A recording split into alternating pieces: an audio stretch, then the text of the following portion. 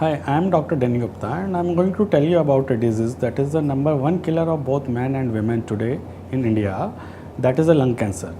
As you all know, we have two lungs that help us breathe. Now, when lung cancers start dividing or growing uncontrollably, they form a mass or a tumor. Now, tumor can be either non-cancerous, that is benign, or cancerous, malignant one.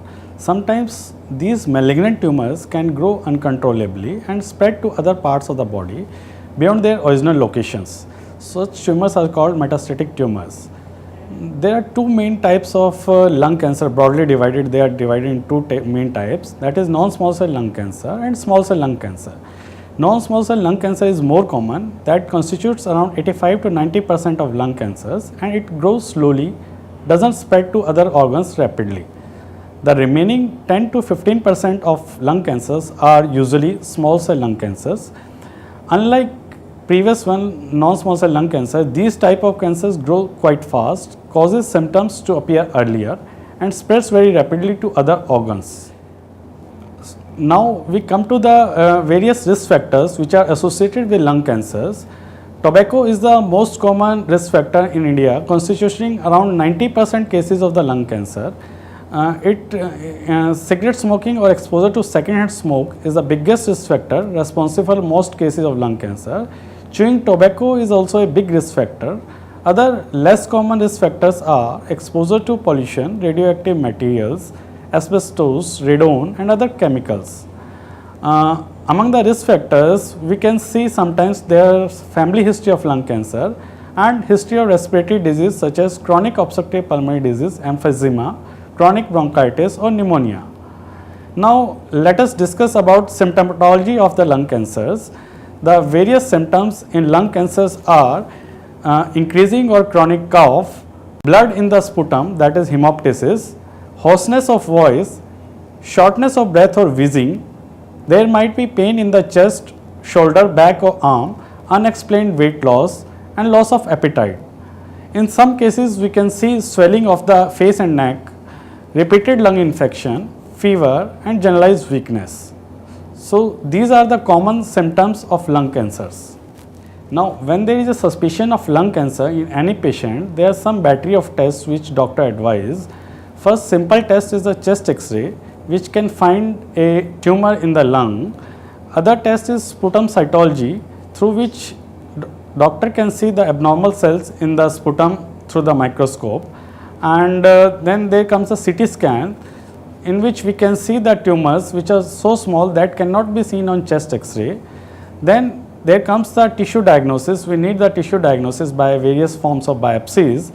It can be fine needle aspiration cytology of the lung mass or core needle biopsy through CT guided, or it can be thoracocentesis, that is called pleural tapping.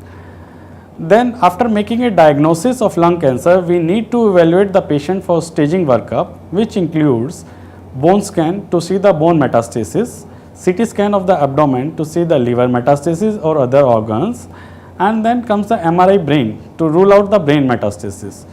So once the patient is diagnosed with a lung cancer, doctor will try to find out its type through histopathological means and then staging workup, because treatment decision will depend on the staging in which the patient comes. So now we come to the treatment part of the lung cancer. It can involve surgical removal of the tumor, chemotherapy which we give through IV route, or radiation therapy, as well as combination of these treatment modalities. The decision about which treatment will be appropriate for a particular patient depends on the staging. The aim of treatment is either to cure, curative intent, or palliative intent, to palliate the symptoms or suffering of the patient. About 10 to 35% of the lung cancer can be removed surgically.